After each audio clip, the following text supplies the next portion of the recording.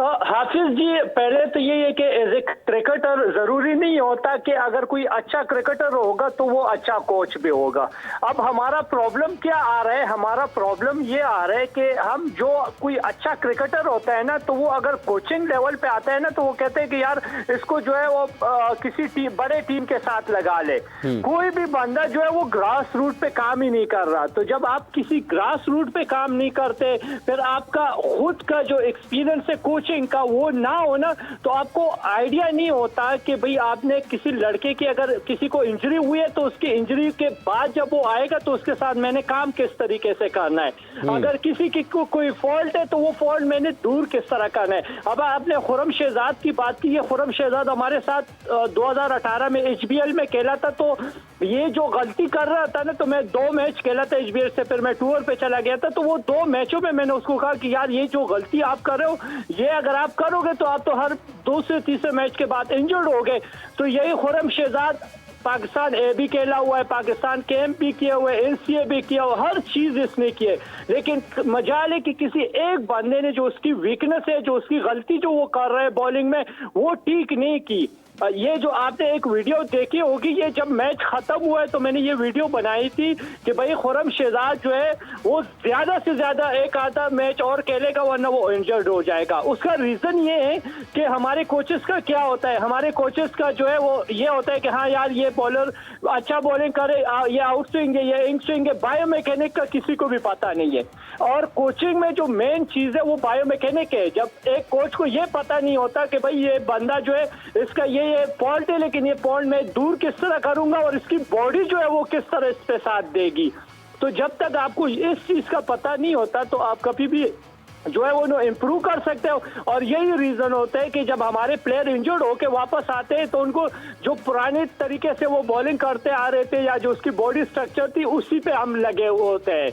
तो उससे क्या हो जाता है, अब शाहीन को देख लेना, शाहीन की भी जो इंजरी है ना, इंजरी के बाद वो इसलिए परफॉर्म नहीं कर रहा कि स्टिल उसकी भी बायोमैकेनिक चेक कर ले कि भाई वो इंजरी के बाद किस तरह बॉल रिलीज कर रहा था, उसका फ्रंट फुट कहाँ पे आ रहा था, उसका हिप कहाँ पे जा रहा था, उसका बैक फुट कहाँ पे जा रहा था। तो और अभी देख ले तो उसमें जमीन आसमान का फर्क है। तो जब तक हम इन चीजों पे काम नहीं करेंगे तो हमारा यही हाल होगा। अभी देख ले नसीम शाह इंजर्ड है, हुसैन इंजर्ड है, एहसान अल्लाह इंजर्ड है, खुर्रम इंजर्ड है।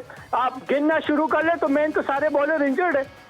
अच्छा, अभी आपने उसकी बात की है शाहीन की, उनकी पेस के हवाले से, रफ्तार के हवाले से भी दुनिया भर में बात हो रही है कि वो काट नज़र नहीं आ रही है उनकी तेज़ गेंदबाजी में। आपको लगता है कि इंजरी के बाद, जैसा कि आपने अभी बताया है, तो जो उनके रीहैब प्रॉपर नहीं हुआ, यही एक वजह है कि रफ्तार और जो स्विंग है उनकी वो उनको नहीं मिल पा रही? हाफिज जी, इंजरी के बाद उसका रिहैब हर चीज जो है ये प्रॉपर हुआ है, लेकिन इंजरी के बाद जब वो आए तो उसके साथ जो जिस तरीके से काम करना चाहिए था तो वो काम नहीं हुआ। उन लोगों ने उसके साथ काम किए, जितने भी कोचेस थे, मैं किसी एक को ब्लेम नहीं कर रहा, उनके साथ वो वाला काम हुआ जो इंजरी के बाद वो जिस तरीके से बॉलिंग करता रहा तो वो यही समझते थे, यही फील कर रहे थे कि यार ये इंजरी के बाद स्टेटअप है, उस तरह बॉलिंग करेगा। नहीं भाई, इंजरी के बाद जब बंदा आता है तो आपको उसको नए सिरे से शुरू करना होता है। जैसे आप बच्चों के साथ शुरू करते हैं, आपको उसी तरह उसके साथ ट्रीट करना होता है। लेकिन हमारे यहाँ ये रिवाज नहीं है। अब शाहीन जो है ना, शाहीन 130 में कर रहे, 125 में कर रहे, वो तो छोड़ दे, वो तो अलग मैटर है। शाहीन का जो नेचुरल स्विंग है, कभी आपने देखा है कि शाहीन का जो है वो अंदर बॉल आ रहे? आपने वर्ल्ड कप में देखा कि शाहीन का बॉल जो है वो 135 में वो कर रहा था, 140 को वो कभी कभार टच कर रहा था। अब वो जितनी क्रिकेट खेलेगा उसका पेस कम होते जाएगा और उसका बॉल जो है वो नेचुरल की जो स्विंग था, जिस तरह स्विंग था, अभी उसके 90% बॉल जो है वो अवे जाएंगे। और जो अंदर भी आएगा वो और बाहर निकलेगा वो सिर्फ लेफ्ट हैंड को होगा, वो भी एंगल की वजह से होगा। अदरवाइज जो उसका नेचुरल स्विंग है वो तब तक नहीं होगा जब तक वो अपनी बायोमैकेनिक सही नहीं करेगा। अब बायोमैकेनिक जो है वो खुद नहीं कर सकता, जो उसके साथ कोचेज है, अगर उनको आइडिया होगा तो तभी वो करेंगे ना। अब एक बंदा डायरेक्ट जो है वो पाकिस्तान खेला और वो डायरेक्ट पाकिस्तान टीम के साथ कोचिंग कर रहे हैं तो उसको किस तरह पता होता है? ये कोई सोने की चिड़िया तो नहीं होती कि आपने यूं किया और बस आपको आइडिया हो गया कि भाई कोचिंग इस तरह करनी है। अच्छा खान साहब, मुझे ये बताइएगा कि अभी आपने ग्रास रूट की बात की है कि लोग वहाँ पर नहीं जाना चाहते। आपने ये भी कहा कि लाजिम नहीं है कि कोई अच्छा क्रिकेटर हो तो अच्छा कोच भी हो। आप तो भरी जवानी में कोच बन गए हैं खान साहब, ये आपने क्रिकेट से इतनी जल्दी किनारा कशी क्यों आपने इख्तियार कर लिया? हाफिज जी, मैं अल्लाह का शुक्र है जिस इलाके से के आया था वहाँ पे तो एक हार्ड बॉल की क्रिकेट भी नहीं था, लेकिन स्टिल मेरी अपने मेहनत थी और अल्लाह पे बिलीव था। तो मैं जितने भी क्रिकेट खेला था इज्जत के साथ खेला था। मैंने पीसीबी के साथ बात की कि यार 2-3 साल हो गए कि आप लोग मुझे बिल्कुल साइड लाइन कर रहे, तो अगर आपके पास बैकअप है तो आप हमें बता दे ताकि हम कोई दूसरा स्टेप ले ले। उन लोगों ने कहा कि हाँ भाई यार ऐसा है कि हमारे पास तो ऑलरेडी फास्ट बॉलर जो है 8-10 जो है वो फास्ट बॉलर रेडी है पाकिस्तान टीम के लिए, तो इसलिए हम चाह रहे कि हम यंगस्टर के साथ चले जाए। तो इसलिए हम कोचिंग में आए। मैंने यॉर्कशायर में जो है वो 1.5-2 साल कोचिंग की है, उसके बाद ही इन लोगों ने मुझे बुलाया है। तो मैंने उनको यही कहा था कि मुझे जरूरी नहीं है कि किसी बड़ी टीम के साथ का ले, लेकिन ये कि क्या मैं अपने तरीके से करूंगा। और उसमें अल्लाह का शुक्र है पहला साल था, इस्लामाबाद टीम जो थे 4 डे भी चैंपियन हो गए और 1 डे में भी। तो उसमें क्रेडिट सिर्फ ये था कि हमने एक मेरिट पे लड़के खिलाए और दूसरे की जिसकी जो स्ट्रेंथ थी उसी को जो है वो इम्प्रूव किया। ये नहीं कहा कि अपने तरीके से आओ आप ये करो वो करो, वो चीज़ें नहीं किए सिर्फ। ठीक है। अच्छा, एक आखिरी सवाल है, जो आपने अभी ये कहा कि एक अच्छा क्रिकेटर अच्छा कोच नहीं हो सकता, और इसके अलावा आपको मुख्तलिफ हवाले पाकिस्तान के क्रिकेट में नज़र आते हैं, ग्रास रूट की भी जहाँ पर आपने जिक्र किया है। आपके रास्ते में तो आने वाले दिनों में मुश्किलात आ सकती हैं, क्योंकि अगर आप साफ बात करते हैं, अगर आप मेरिट की बात करते हैं, तो फिर लोग आपको ऊपर तो नहीं आने देते।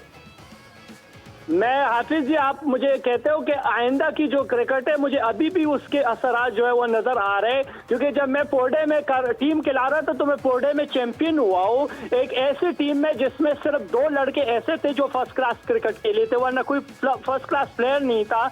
और फिर भी हम चैंपियन हुए, फिर वनडे में भी चैंपियन हो, उसके बावजूद भी लोग जो है वो उंगलियां उठा रहे थे कि यार इसने इसको क्यों खिलाया और इसको क्यों खिलाया। तो उसके असरात तो मुझे आ रहे, लेकिन मैंने पहले ही आपको कहा कि भाई मुझे अल्लाह का शुक्र है मेरे पास ऑप्शन बहुत सारे हैं। मैं यॉर्कशायर में जब कोचिंग कर रहा था तो जो पीसीबी मुझे दे रही है उसके 444 से ज्यादा मुझे वो पैसे दे रहे थे, और मेरी फैमिली भी उधर ही है।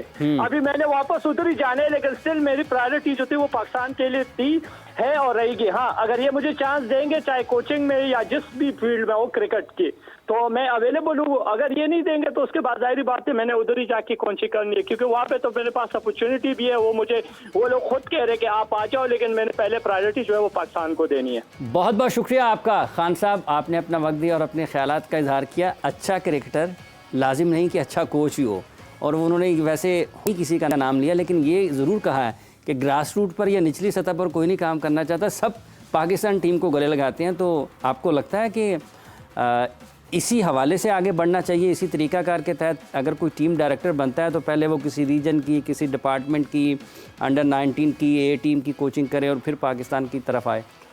अब साहब बात तो यही होनी चाहिए जिस तरह आपने कहा है कि ग्रास रूट लेवल से और फिर ऊपर। जिस तरह इंडिया का आपने देखा है कि जो राहुल द्रविड़ थे वो अंडर 19 के साथ आपने कितना अरसा देखा, और पहले रवि शास्त्री थे उधर डायरेक्टर क्रिकेट, और फिर अब मेरा ख्याल है कि अब लक्ष्मण है, राहुल द्रविड़ थे उससे पहले वर्ल्ड कप जो फाइनल हारी है टीम। तो तरीक़ाकार तो यही होना चाहिए, लेकिन यहाँ क्योंकि म्यूज़िकल चेयर एक लगी हुई है क्रिकेट बोर्ड में, चेयरमैन साहब जो आते हैं जो उनको ज़्यादा शीशे में उतार लेता है तो वो कुछ भी लग सकता है, वो चाहे, और उनको ज़रूरत भी होती है ऐसे बंदों की, क्योंकि उनका इतना एक्सपीरियंस नहीं होता क्रिकेट का। जो क्रिकेट वाले होते हैं उनका अपना दिमाग जो है वो बिल्कुल ऊपर चला जाता है, वो किसी को कुछ नहीं समझते। वो चेयरमैन बनने के बाद भी सारा कुछ वो चाहते हैं कि जिस तरह मैं सोच रहा हूँ वैसे ही हो।